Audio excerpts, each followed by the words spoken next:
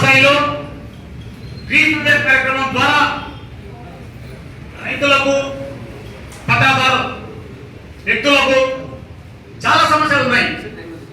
ఎందుకంటే ఈయన భూమి ఆయన భూమిలోకి, ఆయన భూమి ఈయన భూమిలోకి మార్పు జరిగింది. అది ఎవరు తప్పిదమో ఏదైనా తప్పైతే జరుగుతుంది. ఆ వ్యక్తులకు న్యాయం చేయాల్సిన అవసరం మనకు ఎంతైనా ఉంది. అదే కాదు, కొన్ని ఆన్లైన్లో భూములు కూడా తొలగించడం జరుగుతుంది. అది దేని వల్ల తొలగడమైంది, అది ఎందుకు వాళ్ళకు ఇబ్బంది కలుగుతుంది అని కూడా ఒకసారి దృష్టిలో పెట్టుకొని వారికి ఎప్పటికీ కూడా ఆ రైతులు కానీ ఆ ప్రజలు కానీ ఇబ్బంది కలగకుండా చేయాల్సిన అవసరం ఉంది అని నేను తెలియజేసుకుంటున్నా. మరి అదే మాదిరిగా మండల స్థాయిలో ఇప్పుడు మన ఎండాకాలం రాబోతుంది. ఈ శీతాకాలం ఫిబ్రవరితో మార్చి అయిపోతుంది.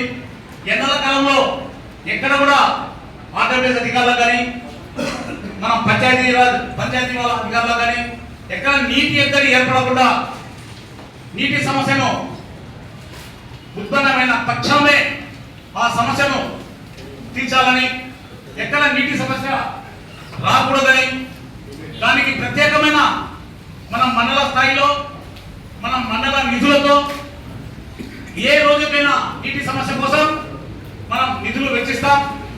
దానికి ఎలాంటి ఇబ్బంది లేదని నేను అధికారులకు తెలియజేస్తున్నా. మరి గత మీటింగ్లలో పోయిన మీటింగ్ కాదు, పోయిన మీటింగ్ కాదు, అంత 3-4 మీటింగ్ల నుంచి మనం ఈ యొక్క రెవెన్యూ వాళ్ళకు కానీ ఇరిగేషన్ అధికారులకు కానీ అధికారులు ఎవరు ఏమి పట్టించుకోవడం లేదు. దాదాపుగా కూడా ఒక వాటర్ అయితేనేమి, రోడ్లు అయితేనేమి, ఎక్కడ ఏదైనా కూడా మా గౌరవ సర్పంచులు కానీ ఎంపీటీసీలు కానీ మళ్ళీ మీటింగ్ వచ్చేసరికి ఎక్కడా కూడా జరగడం లేదు. దాదాపుగా అవి ఇంతకుముందు మీటింగ్ లో కూడా మా అధ్యక్షులు గారు కూడా చెప్పడం జరిగింది. ఈ మళ్ళీ మీటింగ్ వచ్చేసరికి ఈ కంప్లీట్ గా చేయాలనే ఉద్దేశంలో అట్లని కూడా పోయిన మీటింగ్లు ఆర్ఎంపీ వాళ్ళ గురించి కూడా చెప్పడం జరుగుతూ ఉంది. ఆ రోడ్లు చాలా అద్మానంగా ఉన్నాయి. ఆడగా చూసినా కూడా ఆ డ్రైనేజీలు కూడా వంకర టిక్కర్ గా వాళ్ళు ఇష్ట ప్రకారం వేసుకుంటా పోతా ఉన్నారు. అది ఎంత లెంత్ ఉంది, ఎంత ఉంది అనేది కూడా ఎవరు పోయిన మీటింగ్ లో కూడా మనము అడగడం జరిగింది. ఈ ఆర్ఎంపీ వాళ్ళు ఇది ఎన్ని అడుగులు వేస్తా ఉన్నారు, ఎన్ని అడుగులు వేయడం లేదు. ఏదో వాళ్ళ ఇష్టం ప్రకారం వచ్చిన కాడ తీసుకుంటుంటూ రాని కాడ వెళ్ళిపోతాం. దానికి ఒకటి ఏది సిస్టమేటిక్ అనేది లేకుండా పోతా ఉంది. దాదాపుగా ఎక్కడ ఏం చెప్పినా కూడా ఏదో మీటింగ్ వచ్చినాం, విన్నాం, పోయినాం అంతే. మళ్ళా మీటింగ్ కూడా ఏమి కూడా అవి జరగడం లేదు. ఏ పనులు కూడా ప్రజలకి అందరికి ప్రతి ఒక్కరికి ధన్యవాదాలు తెలుపుకుంటున్నాను. ఈరోజు సొంత మండలంలో నేను ఈ సమావేశానికి హాజరయ్యడంలో చాలా సంతోషంగా ఉన్నాను.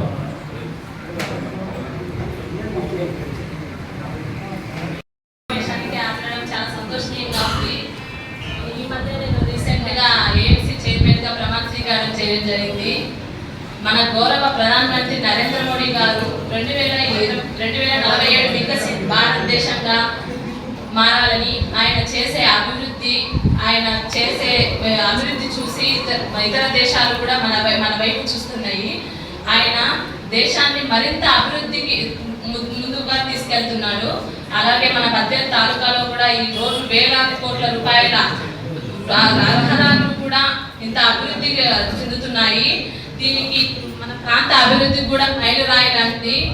అదేవిధంగా మన మార్కెట్ యార్డ్ లో రైతు బజార్ కూడా ఓపెన్ చేయడం జరిగింది. దాన్ని రైతులందరూ ఉపయోగించుకోవాలి.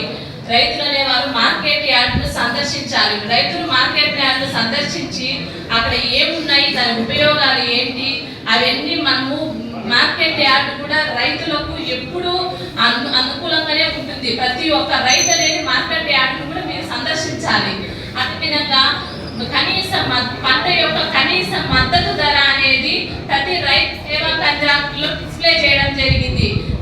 రైతులందరూ ఒక చూసుకొని దాని పంట ఎంత ఉంది, దాని మద్దతు ధర అనేది చూసుకోవాలి.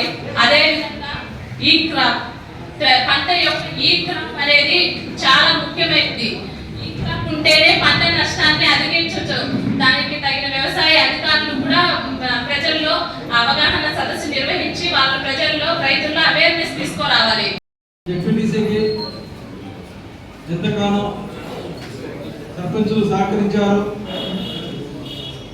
సానుకూలంగా వాళ్ళ సమస్యలు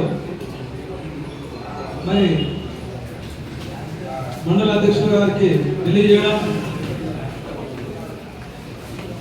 వారి సమస్యలను మండల అధ్యక్షులు గారు తీర్చడము, మరి ఒక కుటుంబంగా ఈ యొక్క 5 సంవత్సరాలు ఇలా సర్పంచులు గారు మాకందరికీ సహకరించడం చాలా సంతోషం.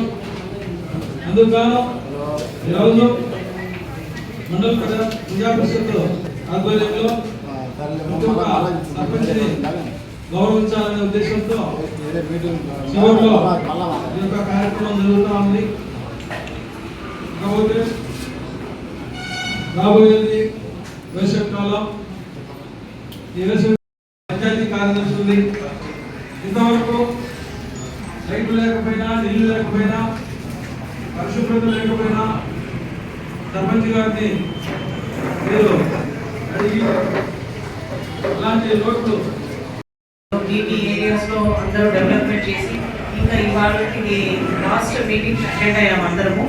ఇదే విధంగా రాబో రోజుల్లో కూడా అధికారులు ఉన్నా మీకున్నా కూడా ఏదైతే ఒకసారి ప్రజాసేవ చేయాలన్న ఆలోచన తపన కలిగితే డెఫినెట్గా ముందు కూడా అదే ఆలోచనతో కొనసాగుతారని మీరందరూ కూడా నేను ఆశిస్తూ ముందు కూడా మన బద్దేవ్ కానీ పూర్వం కానీ డెవలప్మెంట్లో మీ అందరికీ కూడా రోల్ ఉండాలని కోరుకుంటూ ఇప్పటి వరకు మీరందరూ కూడా ఈ టెన్యూర్ సక్సెస్ఫుల్గా ముగించుకున్నందుకు మీ అందరికీ శుభాభినందనలు తెలుపుకుంటూ ఈ కార్యక్రమానికి ఆహ్వానించినందుకు ధన్యవాదాలు తెలుపుకుంటున్నాను.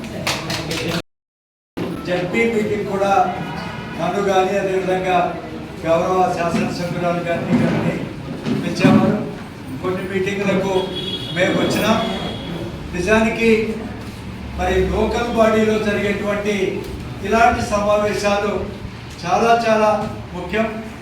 ఎందుకంటే గ్రామ ప్రాంతాల్లో ఏదైనా అభివృద్ధి జరగాలి అంటే అక్కడ ఉన్నటువంటి స్థానిక నాయకులు, అక్కడ ఉన్నటువంటి ఎంపీటీసీ సభ్యులు, అక్కడ ఉన్నటువంటి సర్పంచెస్ చాలా ప్రముఖ పాత్ర పోషించాల్సినటువంటి అవసరం ఎంతైనా ఉంటుంది. మీరందరూ కూడా ఈ 5 సంవత్సరాల్లో కూడా మీ గ్రామ పంచాయతీల్లో మనం ప్రతి ఒక్కరు కూడా మనం అధికారం చేపట్టే నాటికి ఎలా ఉంది, ఈరోజు ఎలా ఉన్నాయి అనేటువంటి విషయం ఒకసారి పునరాలోచన ఖచ్చితంగా మనందరం చేసుకోవాలి. ఖచ్చితంగా మీ కానీ రాష్ట్ర ప్రభుత్వం నుంచి కానీ మీకు ఒక హితోధిక ఇక్కడ ఉండేవాళ్ళు కూడా గుర్తుపెట్టుకుంటారు. చాలా చాలా విషయాల్లో మీరందరూ కూడా ప్రజాప్రతినిధులు ఈ కార్యక్రమాలు అభివృద్ధి కార్యక్రమానికి మనం బద్వేలుకు టౌన్కు ఏమాత్రం కూడా తక్కువ కాకుండా ఓరుమామిల్లో అన్ని విధాలుగా కూడా అభివృద్ధి చెందే కేంద్రం, పెద్ద మండలం. దీని అభివృద్ధికి మీరందరూ కూడా భవిష్యత్తులో రేపు పొద్దున మీరు సర్పంచులు కాకపోవచ్చు, మళ్ళీ కూడా మనం ప్రజా జీవితంలో ఖచ్చితంగా ఉంటారు. మీరు సర్పంచ్ అయిన వాళ్ళు రేపు పొద్దున ఎంపీపీ అవుతారు, ఎంపీపీ అయిన వాళ్ళు ఇంకొక పదవి వస్తుంది, జెడ్పీటీసీ అవుతారు. కాబట్టి మనం ప్రజలతో ఎప్పుడు మమేకమై ప్రజల కోసం ప్రభుత్వ అధికారుల సాయంతో పాటుపడదామని ఈ అవకాశం ఇచ్చినటువంటి ముఖ్య అతిథి సమస్య సమావేశానికి ముఖ్య అతిథులుగా ఎన్నికైనటువంటి ఎమ్మెల్సీ గవర్నమెంట్ సార్ గారికి, ఎమ్మెల్యే సుబ్రహ్మణ్యం గారికి, అందరికీ నా ఉదయపూర్వక నమస్కారం తెలియజేసుకుంటూ, మన ఎమ్మెల్సీ సార్ చెప్పినట్టుగా ఇప్పుడు సార్ నేను ఒక గౌరవ సర్పంచ్గా మండల ఆఫీస్కి సార్ ఈ పంచాయతీరాజ్లోని బిల్లులు ఒక మోడల్కి వచ్చేసి 5,000 చొప్పున బిల్ చేయడం జరిగింది.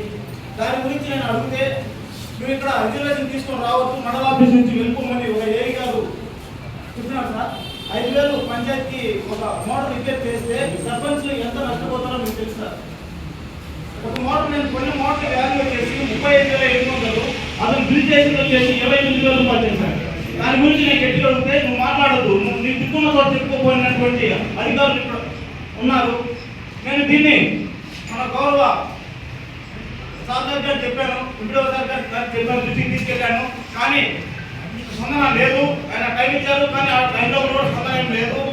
నేను అందుకని ఎమ్మెల్సీ వారి దృష్టికి ఈ విషయాన్ని తీసుకురాదలుచుకున్నాను. ఒక గౌరవ సర్పంచ్ అక్కడికి వచ్చి కూర్చొని ఉన్నా కానీ పార్టీ అధికారంలో లేకపోవచ్చు.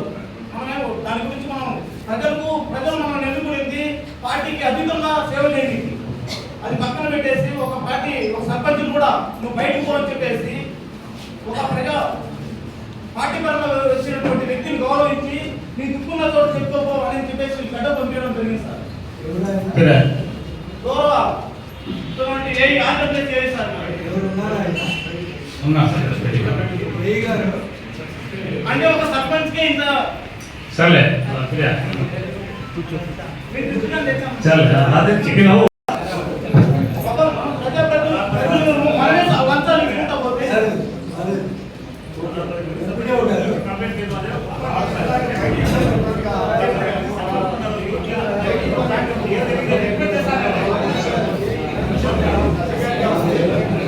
ఏదైనా ఒక సార్ట్అవుట్ చేయండి ఎంపీఓ గారు.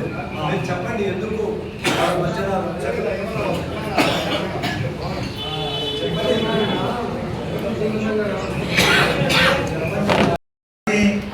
Nobody should take in their hands. మీరు దాని వల్ల రియల్గా ఎంత మంచి రోడ్డు ఏర్పడుతుందంటే రేపు పొద్దున ఆ రెండు పల్లెలు కనెక్టివిటీ పెరుగుతుంది. కొన్ని వందల కాలనీలు వస్తాయి దారిలో. నేను మన పర్సనల్గా ఎందుకు అట్లా ఆ విలేజ్కి పోయి అట్లా పోదాం అనుకుంటే ఎవరు చనిపోయింటే అట్లా పోయాను దారికి చాలా ఇస్తారు. కాబట్టి మీరు విజిట్ చేసి ఇది ప్రొటెక్ట్ చేయండి. ఏదైనా ఉంటే పెండింగ్ పెట్టండి. Take the permission of the district collector and see that public amount spend this should not be destroyed by any other person. 19 Rythu భరోసా కేంద్రాలు ఉన్నాయి. సరిగ్గా ఈ క్రాప్ చేయించుకోకపోవడం వల్ల 19 రైతు భరోసా కేంద్రాలు 10 రైతు భరోసా కేంద్రాలు అయ్యాయి. అంటే ప్రతి ఒక్కరికి డబుల్ వర్క్ అయింది. ఏడి గారు గతంలో రిజిస్ట్రేషన్ జరిగింది, ఇప్పుడు జరగడం తెలుస్తుంది. Very something wrong. అంటే మీ డిపార్ట్మెంట్ రెవెన్యూ డిపార్ట్మెంట్ వాళ్ళు ఇద్దరు వెళ్ళి అది రికార్డ్ చేయాలి. గతంలో ఒక్కొక్కరు ఇప్పుడు అందరికీ వర్క్ డబుల్ అయింది. అంటే 19 ఆర్బీకేలు 10 ఆర్బీకేలు కుదించడం జరిగింది. దానివల్ల సిబ్బంది తగ్గడం జరిగింది. ఈ 50% సిబ్బంది తగ్గడం వల్ల కూడా మనం వాట్సాప్ మెసేజ్ వెళ్తున్నాయి. వాస్తవం కొంతమంది ఇంటి చూసుకోరు. అప్పుడు మనం ఇప్పుడు ఈ గ్రామంలో 100 సంఘాలు పార్టీ సెలెక్ట్ చేసుకుంటాం. ఇక్కడ ఈ క్రాప్ చేస్తాం. 2023లో ఒక గ్రామం తీసుకుంటాము, 100 ఎకరాలు జరిగింది అనుకోండి. ఇప్పుడు రిజిస్ట్రేషన్ అంటే ఈ క్రాపింగ్ రిజిస్ట్రేషన్ కనీసం 50% ఉందా, 40% ఉందా? ఇప్పుడు 60% చేసాము సార్. అంటే కంపేర్ టు 23 60% చేసాము. ఇంకా 40% వస్తే మా ఫిబ్రవరి లాస్ట్ టైం ఉంది. కాకపోతే కొన్ని యాప్స్ లో కొన్ని చేంజెస్ రావడం వల్ల కొద్దిగా ప్రాసెస్ లేట్ అవుతుంది. అంటే ఈరోజు 100 ఎకరాలు చేస్తున్నాం అనుకున్నప్పుడు 70 ఎకరాలు అవుతుంది. 90% చేసిన ప్రాసెస్ ఎక్కువ ఉంది కాబట్టి కొన్ని సర్వర్ ఇష్యూస్ ఉంటాయి. అప్డేట్ అందరూ ఫీల్డ్ కదా కావాలి. సర్వర్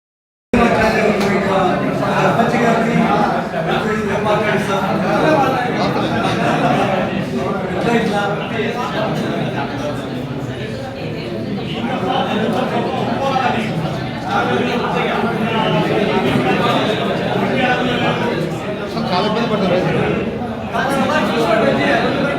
దానివల్ల ఏమైందంటే ఎవరో ఇన్ఫ్లుయెన్స్ ఉంటారో మళ్ళీపోయి ఏ ఎమ్మెల్యే గారు లేకంటే పార్టీ వాళ్ళకి చెప్పి మీకు రకం ఎంత పూర్వం అట్లే ఉండేది. ప్రతి ఒక్కటి కూడా scarcity breeds corruption, scarcity breeds so many unwanted things. Do you agree with me? Sir నేను అలానే మీరు చెప్పిన ఉపయోగిస్తా. మా జేడీ గారు అయితే కనుక మన 4.8 సబ్సిడీ ఇచ్చే సిద్ధంగా ఉన్నారు. మా జేడీ మేము ఎప్పుడు వీక్లీ రిపోర్ట్ మేము రిజిస్ట్రేషన్ చేయండి మీరు. రిజిస్ట్రేషన్ 1 వీక్ లో చేయిస్తాం కదా. అదే చెప్తాను సార్, 2 ఇష్యూస్ ఉన్నాయి. ఇష్యూస్ స్టార్ట్ అవుతాయి కాబట్టి ఒక 1 వీక్ లో రిజిస్ట్రేషన్ చేసి యూరియా డిమాండ్ ఎంత చూసుకోవాలి.